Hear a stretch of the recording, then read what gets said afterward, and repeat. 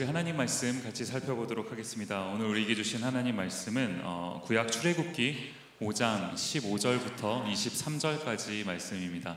출애굽기 5장 15절부터 23절까지 말씀, 우리 하나님 말씀을 같이 찾아봤으면 좋겠습니다. 핸드폰을 펴셔도 좋고 종이 성경을 펴셔도 좋고요. 말씀을 찾아서 여는 것부터가 하나님의 말씀을 받는 행위입니다. 하나님 말씀 출애굽기 5장 15절부터 23절까지 말씀, 저와 여러분이 한 절씩 교독해서 읽도록 하겠습니다. 제가 먼저 읽겠습니다. 이스라엘 자손의 기로 건들이 가서 바로에게 호소하여 이르되 왕은 어찌하여 당신의 종들에게 이같이 하시나이까? 당신의 종들에게 짚을 주지 아니하고 그들이 우리에게 벽돌을 만들라 하나이다. 당신의 종들이 이 매를 맞사오니 이는 당신의 백성의 죄니이다. 바로가 이르되 너희가 게으르다 게으르다. 그러므로 너희가 이르기를 우리가 가서 여호와께 제사를 드리자 하는도다. 이라라, 짚은 너희에게 주지 않을지라도 벽돌은 너희가 수량대로 바칠지니라. 기록하는 일을 맡은 이스라엘 자손들이 너희가 매일 만드는 벽돌을 조금도 감하지 못하리라 함을 듣고 화가 몸에 미친 줄 알고 그들이 바로를 떠나 나올 때 모세와 아론이 길에 서 있는 것을 보고 그들에게 이르되 너희가 우리를 바로의 눈과 그의 신하의 눈에 미운 것이 되게 하고 그들의 손에 칼을 주어 우리를 죽이게 하는도다. 여호와는 너희를 살피시고 판단하시기를 원하노라. 모세가 여호와께 돌아와 아뢰되 주여 어찌하여 이 백성의 학대를 어찌하여 나를 보내시겠나. 같이 읽겠습니다. 내가 바로에게 들어가서 주의 이름으로 말한 후로부터 그가 이 백성을 더 학대하며 주께서도 주의 백성을 구원하지 아니하시나이다. 아멘. 디모데에 오신 모든 분들을 환영하고 또 축복합니다. 우리 앞뒤 좌우에 계신 분들하고 이렇게 한번 인사했으면 좋겠습니다. 실천하는 크리스찬이 됩시다. 네. 날씨가 갑자기 추워졌어요, 그렇죠? 내일 아침에 제가 아까 전에 그 날씨 어플을 보니까 영하 1도까지 떨어진대요. 내일 아침 기온이. 그래서 내일 아침에요. 여러분 아침에 나오실 때 따숩게 입고 나오시고 괜히 또 감기 걸리시지 않도록. 그래서 좀 살짝 본당을 좀 이렇게 보일러를 좀 틀어놨거든요. 그래서 따뜻한 기온이 조금 나을 수도 있는데 보일러라고 안 하나 뭐라고 하나요? 아무튼 그런 거 난방 했습니다. 그러니까 조금 이렇게 훈훈할 수 있기를. 너무 또 졸리시면은 이렇게 옆에 있는 사람들이 서로 이렇게 꼬집어주면서 이제 말씀을 잘 들어봤으면 좋겠습니다. 러시아 소설가인 표도르 도스토예프스키라는 분이 계세요. 발음하기가 참 어려운데 이 도스토예프스키라는 분이 이제 이런 말씀을 하셨습니다. 자, 인생의 후반부는 인생의 전반부 동안에 얻은 습관들로 이루어진다. 참 이게 멋진 말 아닙니까? 제가 설교를 준비하면서 이제 이 말씀을 이렇게 묵상을 하고 있는데 이 짧은 한마디 이 말이 저한테 이제 굉장히 큰 그런 무게감으로 다가오더라는 거예요. 이렇게 하고 있는데 제가 이제 우연히 이제 설교를 준비하다가 자료를 찾다가 어떤 기사를 이렇게 자료를 하나 찾아서 보게 된 겁니다. 이 자료가 이제 뭐에 관한 거냐 하니까 습관에 관한 이런 자료였는데요. 이게 이제 내용이 이렇습니다. 지난 2009년이에요. 조금 오래된 자료이긴 하죠. 2009년에 미국 국립보건원에서 이제 비만, 조금 이게 뚱뚱한 사람들이죠. 이제 비만인 사람들 1,600명을 대상으로 이제 어떤 연구를 진행을 한 겁니다. 뭐를 했냐고 하니까요. 굉장히 이제 간단한 실험 연구를 한 거예요.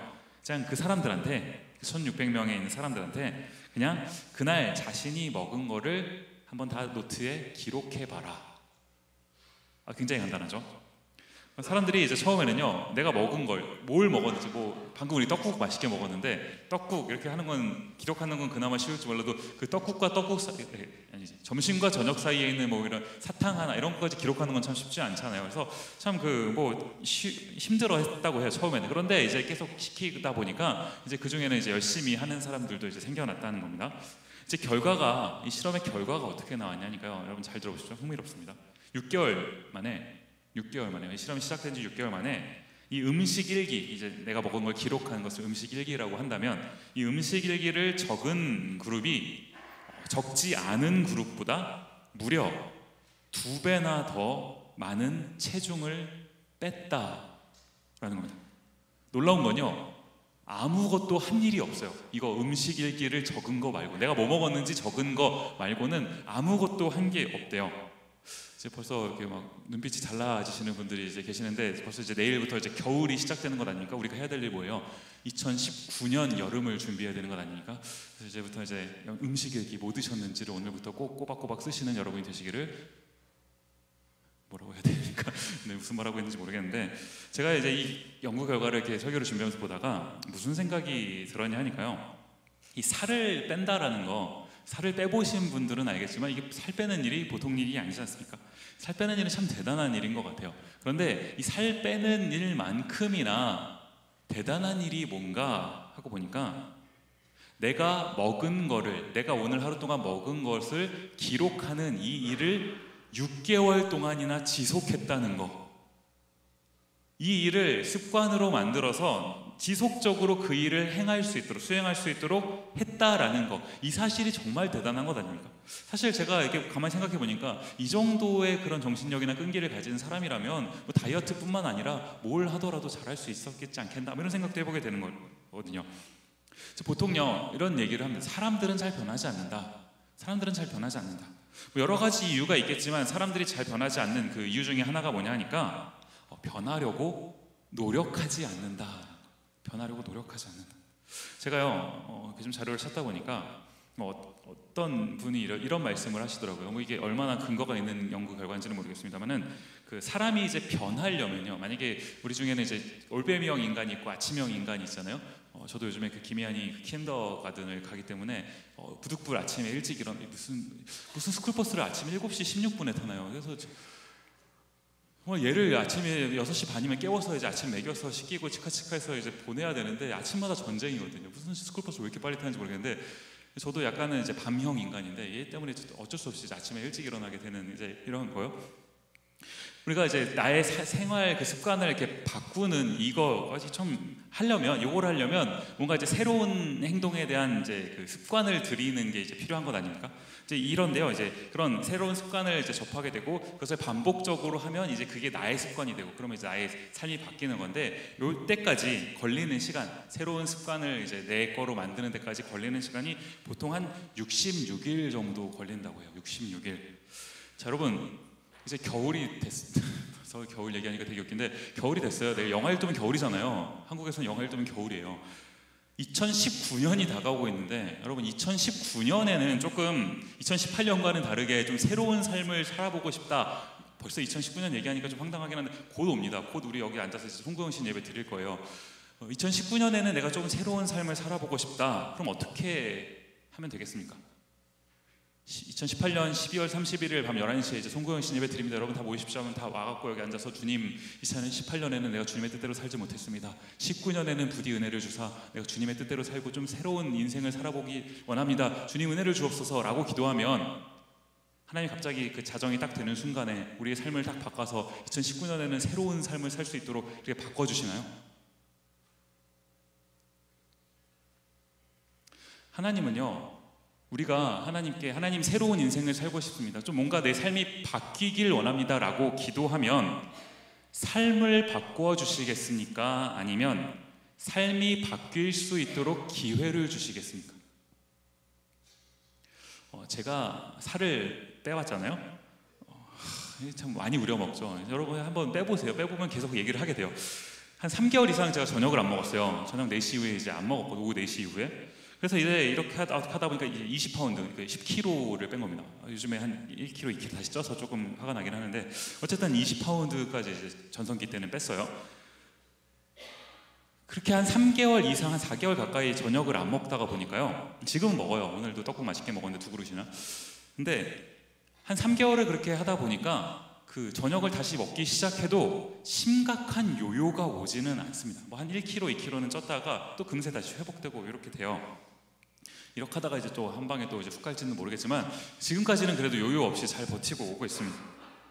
그 내 삶이라는 것이요, 내 몸이나 내 습관이라든지 내 삶이 어떤 새로운 습관에 적응하는 것, 그 적응이 될 때까지 노력하는 것, 제가 진짜 3개월 동안 힘들었거든요. 밥을 안 먹는 일이. 그게 쉽지 않습니다. 그런데 하나님께서 그 쉽지는 않지만 그 일을 할 수 있도록 여러분에게 때로는 여러분의 어떤 기도의 응답으로 그런 기회를 주시기도 하고, 때로는 우리가 미처 하나님께 기도하지 않았어도 그냥 은혜로 하나님께서 저절로 그런 기회를 주신다라는 거죠. 오늘부터요, 우리가 오늘부터 뭔가 조금 마음을 다잡고 내가 새롭게 좀 새로운 나의 삶을 시작해야겠다라고 오늘부터 결단하고 노력하신다면 한 66일 지나고 한 70일 지나면 언제요? 2019년이죠. 새해에는 우리가 좀 새로운 삶이 나의 삶으로 딱 정착되지 않겠습니까? 또 오늘부터 노력하지 않는다면 새해에는 바뀌지 않는다라는 거죠.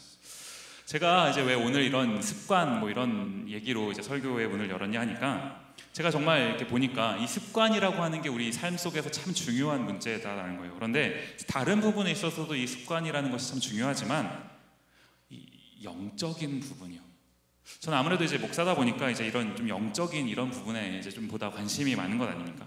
이 신앙생활을 할 때, 이제 우리가 하나님을 믿는 이 신앙생활을 할 때 이 영적인 습관을 어떻게 갖느냐, 이 부분이 이제 우리의 인생에 있어서 참 중요하다라는 겁니다. 왜 그렇습니까? 우리 신앙이라는 게요, 좋을 때는 다 좋아요. 모든 게 그냥 다 좋습니다. 우리 지난주에 그 ARC로 이제 개강수련회를 다녀왔는데, 그 지금 안 오신 분들의 얼굴이 이렇게 곳곳에 보여요. 여러분 다음 이제 그 봄 개강수련회 얼마 안 남았거든요. 2월달에 갈 건데 기도로 준비하시고 봄에는 꼭 오시기를 바랍니다. 오시기 싫으면 빨리 결혼을 하시고 바울선교회 가시면 돼요.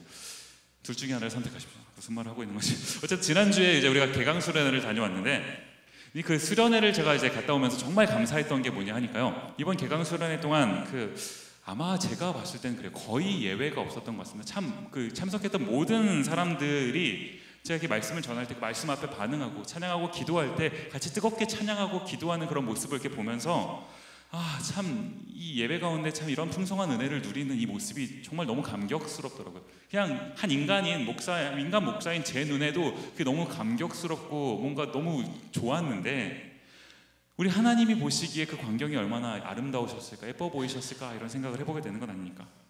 그런데요, 우리가 잊지 말아야 되는 한 가지가 뭐냐 하니까, 그 수련회 동안 하나님께서 나에게 어떤 그런 터치하심을 주셨다면, 내 마음을 만져주시고 나에게 어떤 그 감동을 주시고 그런 걸 주셨다. 그런데 내가 느꼈던 그 감동, 그 감정이라는 것이요, 그게 나의 신앙이 아니다라는 겁니다. 내가 어떤 것을 느꼈다고 해서, 내가 눈물이 조금 났다고 해서 그게 나의 신앙이 아니라는 거예요. 우리가 ARC 가면요, 이 교회 여기 KPCM 본당이랑은 조금 다른 것 아닙니까? 그러니까요, 그 ARC만 가면 우리가 거기서는 막 함께 막 뛰면, 저도 그래요. 저도 여기서는 참 그게 쉽지가 않은데 ARC만 가면 제가 좀 바뀌어요. 제가 한 번도 대학교 다닐 때도 무도회장을 가본 적이 없는데 ARC에 가면은 제가 항상 이렇게 막 저도 모르게 막 이렇게 뛰거든요. 나이가 지금 이제 예수님보다 더 오래 살았는데도 이제 막 뛰어요. 날이 갈수록 힘들긴 한데 그래도 막 뜁니다. 전 뛸 수 있을 때까지 뛰고 싶어요. 그날은요, ARC에 가면 보면 뭐 얘도 뛰고 쟤도 뛰고, 얘도 막 뜨겁게 찬양하고 얘도 뜨겁게 찬양하고, 얘도 기도하고 쟤도 기도하고, 보니까 막 무릎 꿇고 기도하고 막 두 손 들고 기도하고, 너도 나도 막 이렇게 하니까 왠지 나도 막 해야 될 것 같은 그런 알 수 없는 압박이 찾아오면서, 그리고 나도 왠지 모르게 그렇게 또 막 가요. 게다가 우리 찬양팀, 특히 우리 소희자매 메인 반주자인데 피아노를 얼마나 잘 칩니까? 피아노 실력이요, 보통이에요. 그래서 얼마나 잘 칩니까? 이 아름다운 반주를 이렇게 해주면 그에 맞춰서, 그 음악의 그 선율에 맞춰서 내가 이렇게 막 감정을 담아서 막 기도하는 일이 쉬워요. 되더라고요. 거기선 되더라고요. 제가 ARC에서 주일 예배를 드리고 이제 마지막에 올 때 여러분에게 말씀드린 것 아닙니까? 아주 짧게 10분도 설교를 안 했는데, 그 10분도 안 했는데 조는 사람이 있었고 제가 좀 놀랐는데, 10분도 안 했는데 설교를 10분도 안 하거든요. 근데 어쨌든 그때 했던 거 기억나시는지 모르겠는데, 오늘 이렇게 하고 우리가 돌아가서 오늘 밤에 여러분이 성경을 펴지 않는다면 우리가 받은 은혜는 다 거짓이다. 어떻게 보면 좀 강하게 얘기했는데 진짜 그럴 수 있다라는 거예요. 감정에 휩싸이는 건 신앙이 아닙니다. 그러면 내 진짜 신앙은 언제 알 수 있는 겁니까? 제가 종종 되뇌이는, 제 속으로 종종 되뇌이는, 그럼 부담을 갖는 말이지만 종종 되뇌이는, 언젠가 설교 시간에도 여러분께 소개해드렸던 적이 있는 것 같아요. 영어인데 Who you are when no one's looking. Who you are when no one's looking. 뭡니까? 아무도 보는 이 없을 때 당신은 누구인가? 아무도 보는 이 없을 때 당신은 누구인가? 오늘 우리가요 이런 관점으로 한번 본문 말씀을 함께 살펴봤으면 좋겠는데요. 이제 우리가 지난주에 그 개강수련회 때 첫째 날은 출애굽기 3장, 둘째 날은 이제 4장 이렇게 이제 살펴봤던 것 아닙니까? 함께하지 못하신 분들은 이 3장과 4장을 이제 좀 이렇게 놓치시게 된 거라서 굉장히 아쉬운데요. 여러분이 이 부분을 놓쳤기 때문에 여러분의 그런 그 캐치업을 위해서 여러분의 그 목자들이 존재하시는 것 아닙니까? 그래서 이제 오늘 성경 공부 가셔서 3장과 4장의 핵심 내용이 뭐냐라고 여러분에게 목자에게 이제 질문을 하시면 그렇게 되면 이제 우리가 발견할 수 있는 한 가지가 있는데 뭡니까? 목자도 나도 주님 앞에서 얼마나 연약한 존재인지를 이제 절절하게 깨닫게 되는 그 순간이 찾아오게 될 거예요.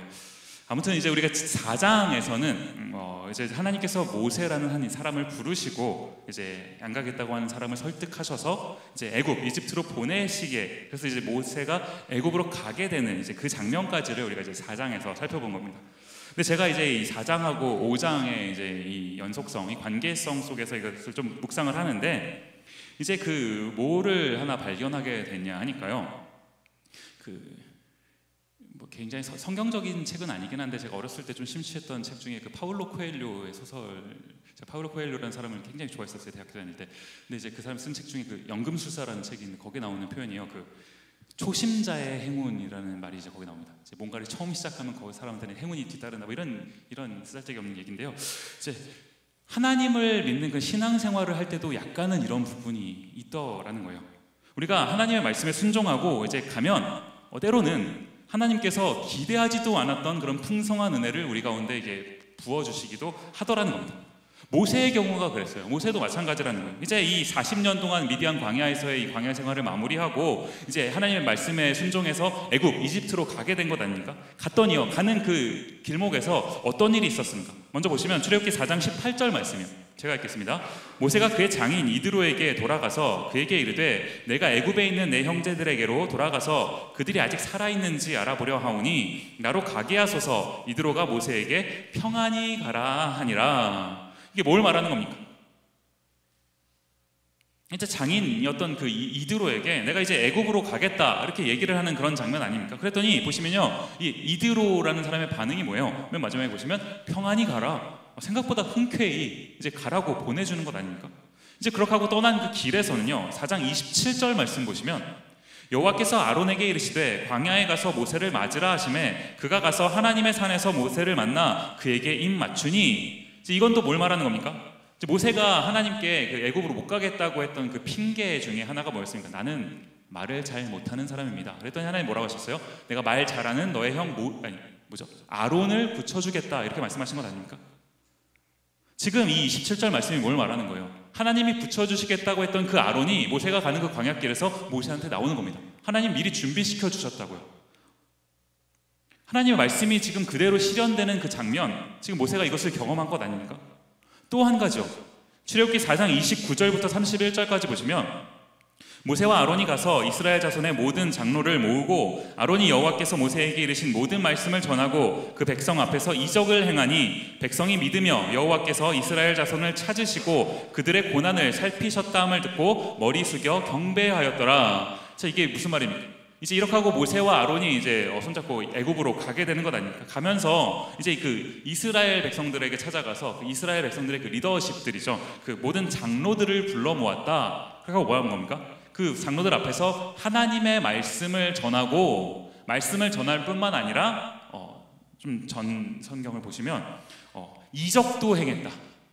맨 마지막에 보시면 이적을 행했다. 그죠? 놀라운 일이 막 일어나는, 기적이 막 일어나는 이런 일이 일어난 겁니다.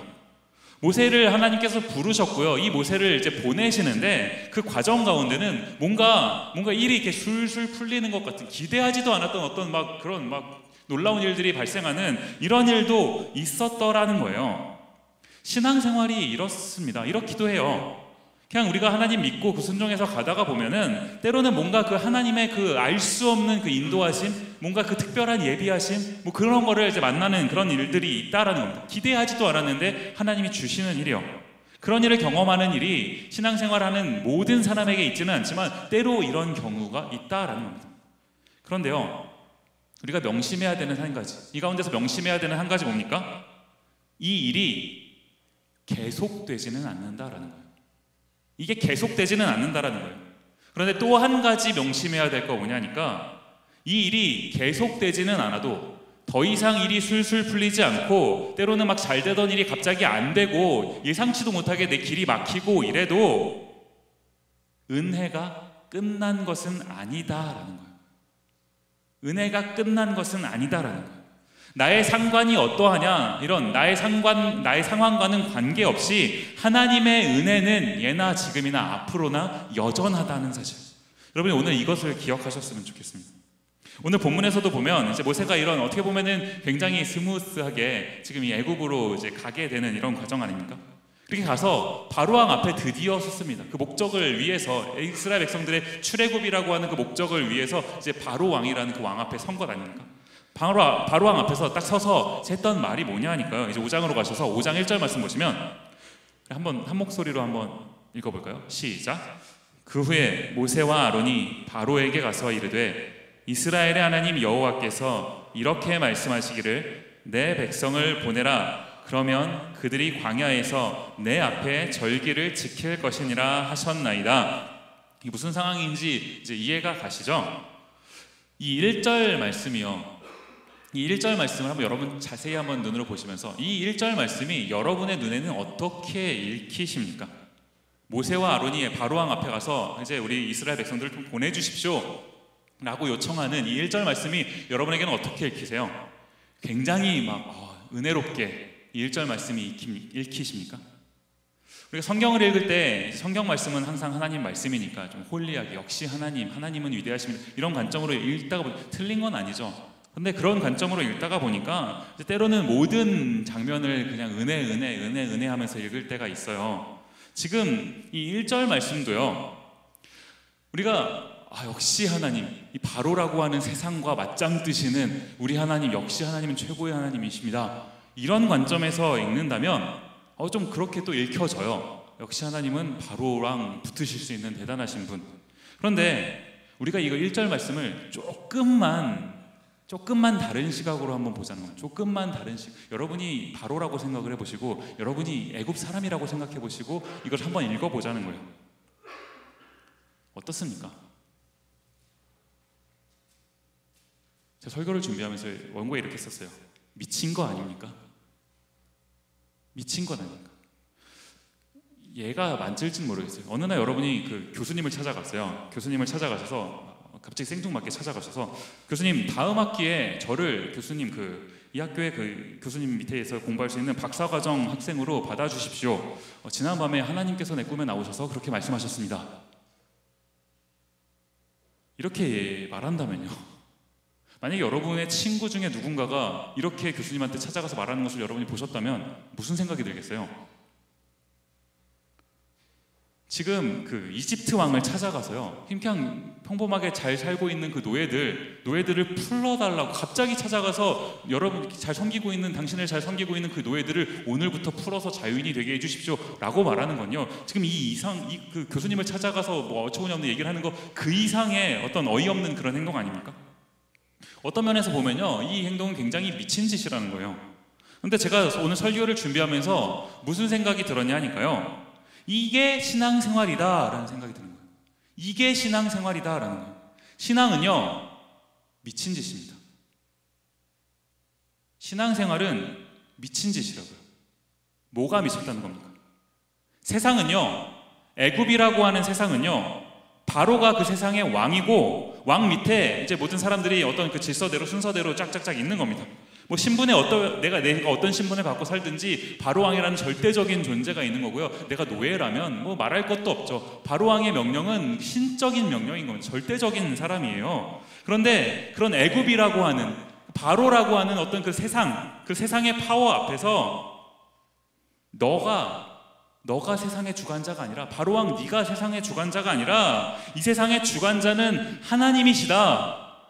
이 세상은 애굽이 아니라 이 세상은 하나님의 나라가 우리가 살아가야 될 세상이고 그 하나님 나라의 주인은 이 세상의 주인은 바로왕 너가 아니라 하나님이시다.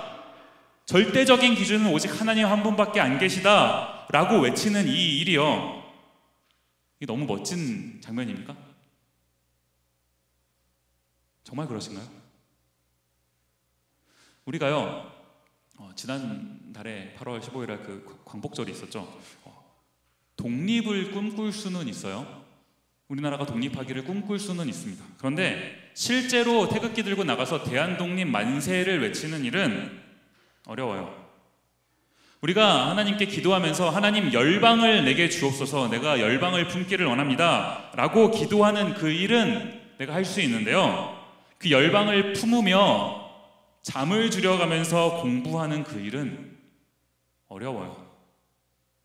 우리가 제대로 된 크리스찬으로 살아가고 싶은 그 마음을 갖는 그 일은 정말 쉬운데, 정말 그 삶의 그 순간순간에 하나님을 다른 그 어떤 것보다 나의 삶의 1순위로 놓고 살아가는 거, 그건 정말 너무나 어려운 것 아닙니까? 왜 그렇습니까? 애굽이라고 하는 세상이요, 바로라고 하는 그 세상의 파워가 너무나 강력하기 때문에 그런 것 아닌가요? 그런 애굽 앞에, 그런 바로 왕 앞에 오늘 모세가 그 앞에 하나님 말씀을 가지고 담대하게 선 것 아닙니까? 이 일이요, 이 일이 미친 일이라는 겁니다. 세상의 기준으로 봤을 때는 미친 짓이라는 거예요. 그래서 그게 신앙인 겁니다. 세상의 기준으로 미쳤기 때문에 그게 신앙이라는 거예요. 신앙은요, 세상의 기준과는 전혀 다른 겁니다. 세상의 기준에서는 이해할 수 없는 거예요. 세상이 우리를 보고 이해할 수 있다면 우리가 신앙생활을 잘 못하고 있다라고 봐도 다름없습니다. 세상이 우리를 보고 어떤 생각을 가져야 되는 겁니까? 신약 히브리서에 보면 이런 말씀이 있어요. 히브리서 11장 36절부터 38절, 조금 긴데 제가 읽어볼게요. 또 어떤 이들은 조롱과 채찍질 뿐 아니라 결박과 옥에 갇히는 시련도 받았으며 돌로 치는 것과 톱으로 켜는 것과 시험과 칼로 죽임을 당하고 양과 염소의 가죽을 입고 유리하여 궁핍과 환난과 학대를 받았으니, 그 다음 보시면 이런 사람은 세상이 감당하지 못하느니라. 이런 사람은 세상이 감당하지 못하느니라. 세상이 감당할 수 있다면요, 세상이 이해할 수 있다면 그건 신앙이 아니라는 거예요. 세상이 감당할 수 없는 거예요. 세상이 이해할 수 없는 거, 세상이 미쳤다고 말하는 거, 그게 신앙이다라는 겁니다. 그런데 이런 신앙을 가진 사람한테, 이런 신앙을 가지고 다 바로 앞에 섰던 모세한테 어떤 일이 펼쳐지는 겁니까? 모세가 바로왕 앞에 서서 이스라엘 백성들을 내보내 주십시오 라고 말했더니 어떤 일이 일어납니까? 출애굽기 5장 7절부터 9절까지 말씀 보시면, 너희는 백성에게 다시는 벽돌에 쓸 짚을 전과 같이 주지 말고 그들이 가서 스스로 짚을 줍게 하라. 또 그들이 전에 만든 벽돌 수요대로 그들에게 만들게 하고 감하지 말라. 그들이 게으름으로 소리질러 이르기를 우리가 가서 우리 하나님께 제사를 드리자 하나니 그 사람들의 노동을 무겁게 함으로 수고롭게 하여 그들로 거짓말을 듣지 않게 하라. 무슨 말입니까? 모세가 하나님의 말씀을 의지하여서 신앙의 힘으로 바로왕 앞에 담대하게 외쳤더니 돌아오는 게 뭐예요? 더 심한 고통, 더 심한 고통이 찾아오더라고요. 예전에는 노예가 이제 벽돌을 만들면서, 예전에는 그래도 그 사람들이 일을 시키면서 짚을 주고 이제 벽돌을 만들라고 시켰대요. 그런데 모세가 노예를 내보내 주십시오라고 얘기했더니 너희가 이제 살만한가 보구나. 그러면서 집도 니네가 주워서, 직접 주지 않고 직접 주워서 그렇게 해서 벽돌을 만들어라. 그러나 개수는 똑같이 만들어라. 이렇게 했다라는 겁니다. 이게 뭡니까? 하나님께서 모세를 부르시고 보내시면서 뭔가 멋진 은혜를 경험하게 하셨어요. 막 이적도 행하게 하시고 온갖 확신을 보여주신 것 아닙니까? 그런데 그렇게 하고 진짜 이제 실전, 바로왕 앞에 서 있는 실전인데, 이 실전에서 이게 뭡니까? 하나님의 일을 실천했는데, 미쳤다는 소리를 감내하면서도 이 일을 했는데 왜 결과가 이러냐라는 거예요. 제가 이 부분을 묵상하고 가만히 보고 있는데 많은 경우에 있어서 이게 우리 모습 아닙니까? 여기 오신 분들 그래도 하나님을 사랑하셔서 남들 다 쉬시는 금요일에 여기 오신 것 아닙니까? 오늘 뭐 보니까 그 요봄에서도 그 코리안 동아리 그룹들이 모임 행사도 있다고 막 들었는데 거기 안 가시고 오셨잖아요. 오신 분들 많이 계시잖아요. 우리가 금요 예배도 오고요, 주일 예배도 가고, 심지어 와서 봉사도 하고 수련회도 가고, 수련회를 가는 것만으로도 힘든데 때로 어떤 사람들은 수련회를 준비하기까지 해요. 이런 나를 보면 다른 친구들이 이제 한두만 있지만 너 뭐하냐, 정신 차리지. 엄마 아빠한테 연락해서 엄마 나 수련회 가요 라고 그래 가서 은혜 받고 와라 이렇게 말씀하시나요? 너 왜 그러냐고, 공부하라고 보내놨더니 뭐 하는 짓이냐고. 이런 분들 많으신 것 아닙니까? 너가 지금 이럴 때냐고. 그런데 그럼에도 불구하고요, 내가 하나님을 사랑하고 싶은 그 마음으로 그 일을 했어요. 주를 위해서 여러분이 어떤 그런 일을 감내하신 것 아닙니까? 오늘 이 자리에 나오신 것 아닌가요? 그러면 하나님께 내가 이렇게 시간을 내서 헌신하고 왔으면 그에 어떤 상응하는 그 은혜를 하나님이 주셔야 되는 것 아니겠습니까? 그런데 왜 우리가 개강수련회 지난주에 은혜롭게 잘 다녀왔는데 갔다 오니까 과제 폭탄이 막 찾아오고요. 갔다 오니까 벌써 9월 끝나가고 미드텀이 다가오고, 왜 내가 신앙을 선택했더니 더한 고난이 찾아오느냐라는 겁니다. 저는 오늘 본문 가운데서 두 가지 부류의 사람을 좀 대조적으로 살펴보면서 이 부분을 좀 묵상해 보고 싶은데요, 이 오늘 본문이 우리에게 뭘 말하고 싶은지 여러분이 좀 생각해 보셨으면 좋겠습니다. 첫 번째 부류의 사람들이요, 이런 고난이 찾아왔을 때 어떻게 행동하는 부류입니까? 출애굽기 5장 15절 말씀 보시면 이스라엘 자손의 기록원들이 가서 바로에게 호소하여 이르되 왕은 어찌하여 당신의 종들에게 이같이 하시나이까. 지금 여기 보시면요, 이스라엘 자손의 기록원들이다 라고 얘기를 했는데, 이제 이 사람들은 이스라엘 백성들로 해석하는 게 맞습니다. 이스라엘 백성들 중에서 기록원, 똑같은 노예인데 노예가 하던 일을, 무슨 일을 했는지를 이렇게 적는 사람들, 조금 더 높은 자리에 있던 노예들이라고 이제 해석을 해도 이제 맞는데요, 이제 이런 그 사람들이 이스라엘 백성들에게 이전보다 더 심한 그런 고통이 찾아오니까 이제 이런 좀 어떻게 보면 노예들의 대표성을 띠는 사람들이죠. 이 대표들이 어떤 행동을 한 겁니까? 말씀 보시면 바로에게 호소하여 이르되, 이게 무슨 말이에요? 이 문제를 가지고 누구한테 간 겁니까? 바로한테 갔다는 거예요. 바로 왕한테 갔다라는 겁니다. 이런 부류가 있다라는 거예요. 문제가 생기면, 내가 신앙을 선택했는데 그 신앙 때문에 어떤 문제가 생기면 그 문제를 가지고 바로 왕한테 가는 사람들. 지난 화요일 날 목자들이 이거 하지 말라고 했거든요. 바로 왕한테 가는 거, 이런 거 하지 말라고 했는데 제가 그들의 말씀에 순종하지 않으니까 이런 결과가 발생했는데, 내 삶에 문제가 생기면 그 문제를 해결해 줄 수 있는 누군가가 있겠지 하고 내가 나름 그 존재를 찾아서 생각하고 판단하고 그 문제를 가지고 그 존재한테 달려가는 그런 부류의 사람들이 있더라는 겁니다. 그런 사람들이 얻게 되는 결과 뭐예요? 18절 말씀 보시면 이제 가서 일하라. 짚은 너희에게 주지 않을지라도 벽돌은 너희가 수량대로 바칠지니라. 결과가 이런 것 아닙니까? 가서 요청을 했는데 달라지는 게 없어요. 세상은요, 우리가 세상을 믿고 세상을 의지하고 가도 세상은 우리 편이 아닙니다. 한두 번 당하신 건 아니잖아요. 한두 번 겪으신 건 아니잖아요. 세상은 우리 편이 아니에요. 그런데도 왠지 세상이 자꾸 나를, 내 인생을 조금 더 나은 곳으로 인도해 줄 것 같아서 자꾸 세상에 기대는 것 아닙니까? 그러는가 하면 또 한 부류의 사람이요, 누굽니까? 5장 22절 말씀 보시면 모세가 여호와께 돌아와서 아뢰되 주여 어찌하여 이 백성이 학대를 당하게 하셨나이까? 어찌하여 나를 보내셨나이까? 모세요. 모세는 지금 문제가 생기자 어떻게 한 겁니까? 그 문제를 가지고 22절 말씀 보시면 여호와께 돌아와서 아뢰되, 여호와께 돌아와서 아뢰되, 오늘 여러분이 이 밤에 이 표현을 좀 간직하셨으면 좋겠는데요, 여호와께 돌아와서 아뢰되, 여호와께 그 문제를 가지고 와서 그 문제를 하나님 앞에 내던지는 겁니다. 하나님, 어찌하여 이런 일들이 나에게 일어났습니까? 어찌하여 이런 일들이 우리 백성에게 일어났습니까?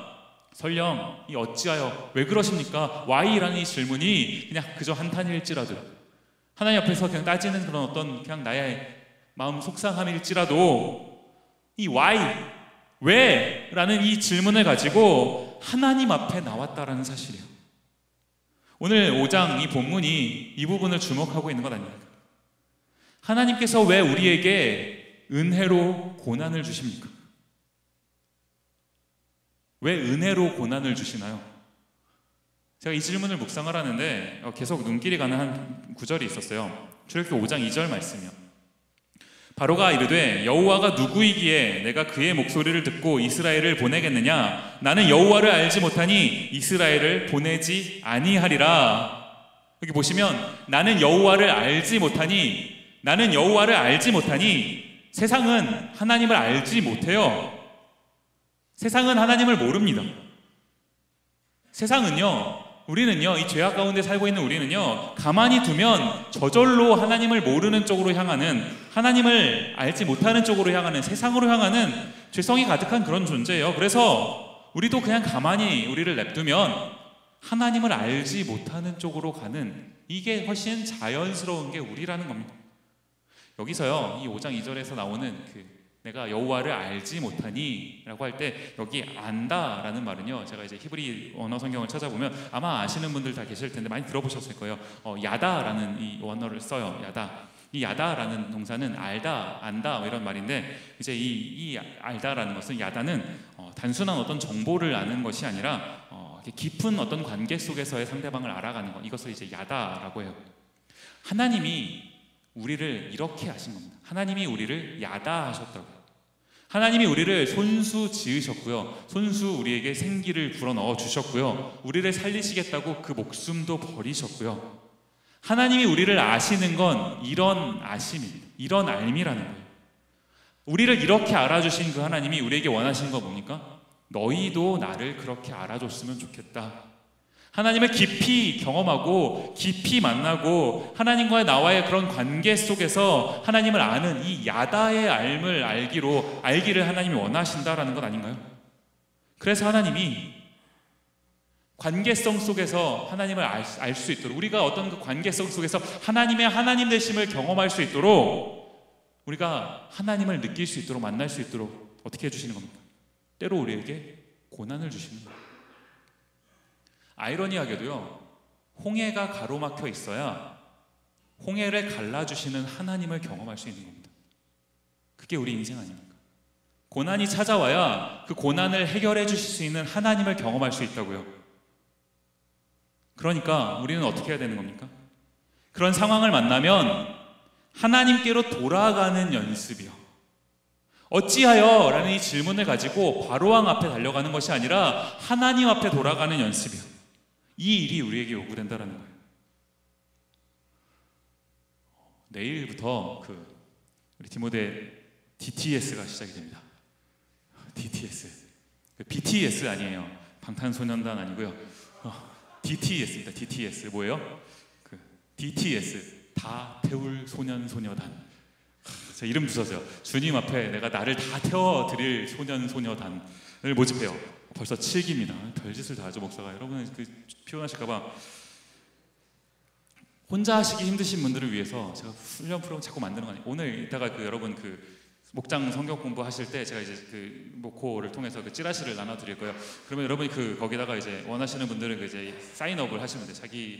그러면 여러분 목자들 누군가가 여기다가 사인을 하면요, 그거를 저한테 주시는데, 제가 이제 여기 없으니까 사진을 거기 찍어서 저한테 이제 보내주시면 돼요. 그러면은 제가 이제 연락을 해서 빨리 하도록. 내일 이제 오후 2시에 요뱀 캠퍼스 디나켄이라는 아파트 커뮤니티 룸에서 이제 오리엔테이션 하거든요. 잘 모르시겠으면 일단 오시면 돼요. 잘 모르시면, 혼자 하기 힘드신 분들은 여기서 이제 같이 훈련 받으시면 되는 겁니다. 오늘 당장 우리가 이런 영적인 어떤 습관을 들이지 않는다면요, 죽을 때까지 이것은 나의 습관이 되지 않아요. 오늘 당장 이 일을 시작하지 않으면 자꾸 우리는 영적인 습관에서 멀어진다고요. 여러분이 이것을 기억하셨으면 좋겠어요. 오늘 우리 이 찬양으로 설교를 마무리하고 싶은데요, 주님 다시 오실 때까지 라는 찬양인데, 설교를 준비하고 이제 마무리하는 즈음에 이 찬양이 이제 생각이 나고 떠오르더라고요. 세상은 자꾸 우리한테 어떻게 얘기하냐면, 이집트가, 애굽이 막강한 곳이다, 바로 왕이 거기서 정말 절대 권력을 가진 존재다, 그러니까 너가 달려가야 될, 너의 문제를 가지고 달려가야 될 곳은 이집트다, 바로 왕이다, 자꾸 우리에게 이렇게 얘기해요. 거짓말을 합니다. 근데 우리가 가야 될 곳은 어디입니까? 이집트도 아니고요, 바로 왕도 아니고, 우리의 문제를 가지고 우리가 나아갈 곳은요, 하나님이라고. 아이러니하게 하나님은 이집트 화려한 왕궁에서 모세를 부르신 게 아니라 광야에서 모세를 부르셨어요. 하나님이 계신 곳, 그곳이 결코 좋은 곳이 아닐지라도 하나님이 계시다면, 하나님이 선택하라고 한 그 선택, 그곳이 좋아 보이지 않더라도 그곳에 하나님이 계시다면 우리가 그것을 선택해야 되지 않겠습니까? 좁은 문이에요. 좁은 길이에요. 누가 신앙생활하면 편하다고 했습니까? 누가 신앙생활하면 우리 인생이 갑자기 탄탄대로 쭉 만사형통 된다고 얘기했습니까? 아니에요. 우리가 신앙생활하면 때로는 하나님이 주시는 그런 기적적인 은혜도 경험하지만 또 많은 경우는 고난도 경험해요. 그런데 고난이 왜 고난이지 않는 것, 제가 아까 전에 왜 은혜로 고난을 주신다 이런 표현을 썼습니까? 왜 하나님이 고난을 주시는데 은혜로 주십니까? 우리가 고난을 만나면 뭘 또 만나는 겁니까? 그 고난을 해결해 주시는 하나님이요. 그 하나님 그 자리에 계십니다. 하나님이 우리에게 고난을 주실 때는 내가 너에게 나를 나타내 보여주길 원한다 이거예요. 우리가 그곳을 가야 되지 않겠습니까? 하나님은 광야에 계시는데 이집트로만 간다면 우리가 하나님 만날 수 있겠습니까? 우리 어디로 가야 되겠습니까? 우리 찬양 함께 부를 때 하나님이 나에게 어떤 길을 가길 원하시는지 우리 마음에 한번 다짐하면서 하나님 생각하시면서 같이 고백하며 찬양했으면 좋겠습니다. 우리 함께 고백합니다. 주님 다시 오실 때까지,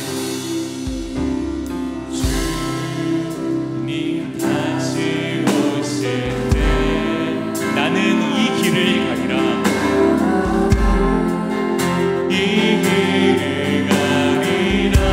좁은 문 좁은 길, 좁은 길 나의 십자가 지고, 나의 십자가 지고 나의 가는 이 길 끝에서, 나의 가는 이 길 끝 나는 주님을 보리라. 주님을 보리라. 영광의 내 주님, 영광의 내 주님 나를 맞아주시리. 나를 맞아주시리. 주님 다시 오실 때까지, 주님 다시 오실 때까지 나는 일어나 달려가리라. 나는 일어나 달려. 주의 영광 온 땅 덮을 때, 온 땅 덮을 때 나는 일어나 노래하리. 나는 일어나 노래하리. 내 사모하는 주님, 사모하는 주님, 온 세상 구주시라. 구주시라. 내 사모하는 주님, 내 사모하는 주님, 영광의 왕이시라. 처음부터 한 번 더 고백하며 찬양합니다.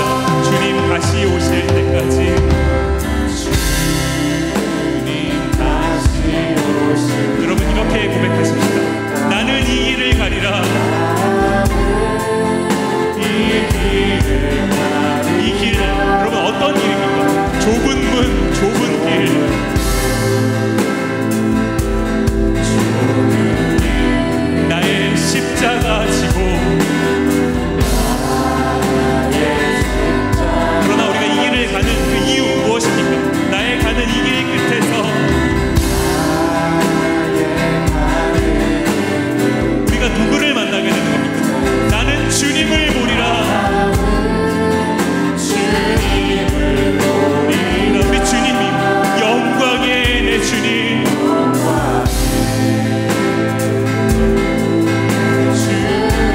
나를 맞아주시리.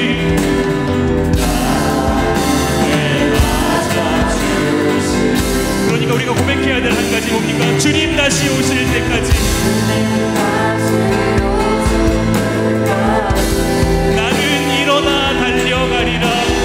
나는 일어나 달려가리라. 주의 영광 온 땅 덮을 때, 나는 일어나 노래하리.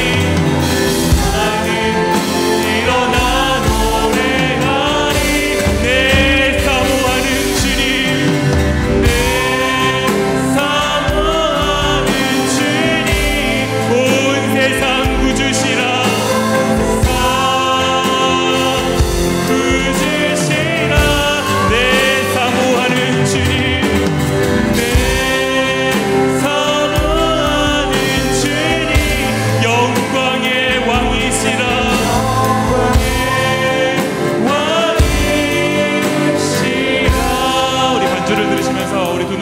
함께 잠시 기도하겠습니다. 시간 기도하실 때 이렇게 기도했으면 좋겠습니다. 하나님, 내가 신앙의 이름으로, 하나님의 이름으로 세상 앞에 섰는데, 때로는 신앙인으로 이 세상 가운데 살아가는데, 주님의 말씀을 순종하며 살아가는데 오히려 내가 고난을 만나게 될 때가 있습니다.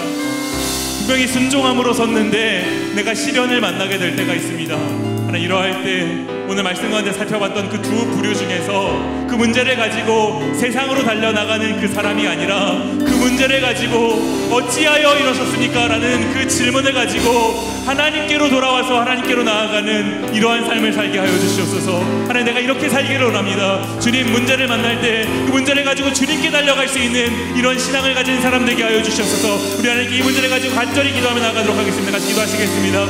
아버지 하나님, 이 세상 살아가며 나아갈 때 아버지 하나님, 우리가 신앙생활 한다 하면서도 아버지 하나님 믿으면서 아버지 하나님 믿음으로 선다 하면서도 아버지 하나님, 때로는 이 세상 가운데서 아버지 여러 가지 어려움과 문제와 시련을 만나게 될 때가 있습니다. 그러할 때 아버지 하나님, 그 문제 앞에서 그 문제를 가지고 아버지 하나님 세상으로 나아가는 것이 아니라 애굽이라는 바로 왕이라고 하는 어떤 그런 곳으로 가는 것이 아니라 그 문제를 가지고 주님 앞으로 나아올 수 있는 우리 모두 되게 하여 주시옵소서. 주여, 은혜를 갚아여 주시옵소서. 아버지 하나님, 언제나 아버지 하나님 하나님께로 나아가는 우리들 되게 하여 주시옵소서. 그럴 때 주님께서 주님의 백성들 붙잡아 주시고 아버지 하나님 이들의 발걸음을 인도하여 주셔서 아버지 하나님 이들의 삶이 아버지 하나님의 인도하심을 받는 인생 되게 하여 주시옵소서. 주님께서 계시는 그곳이 아버지 하나님 애굽이 아니라 광야일지라도 아버지 하나님 우리 눈에 조롱아 보이는 것이 아니라 아버지 하나님 우리 눈에 좋지 않아 보일지라도 그곳에 주님이 계시다면, 주님의 선택이 그것이라면 그곳을 따라갈 수 있는 우리 모두 되게 하여 주시옵소서. 이러한 신앙의 사람들 되게 하여 주시옵소서. 역사하여 주실 주님을 기도합니다. 우리들을 베풀어 주시옵소서. 주님의 백성들의 발걸음을 주여 인도하여 주시옵소서.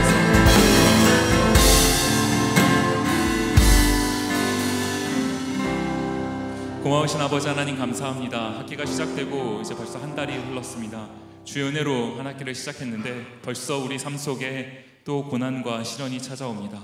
분명히 주님께 기도함으로, 주님을 의지함으로 시작했는데 하나님, 또 우리가 어려움을 만나기도 합니다. 이 어려움을 만날 때 어떻게 하면 이것을 극복할 수 있을지, 이 문제를 가지고 애굽으로 바로왕 앞으로 달려나가는 그런 모습이 아니라 이 문제를 가지고 하나님께로 돌아와서 하나님께로 나아가는 우리들 되게 하셨고, 그러할 때 주님, 모세를 끝까지 지켜보호하셨던 것처럼 우리 사랑하는 디모데 지체들 주님께서 기억하여 주시고 이들을 끝까지 돌보아 주셔서 아버지 하나님, 하나님이 우리 인생 가운데 함께 하시는 하나님이심을 날마다 경험할 수 있는 우리 모두 되게 하여 주옵소서. 감사드리옵고 예수님 이름으로 기도드립니다. 아멘.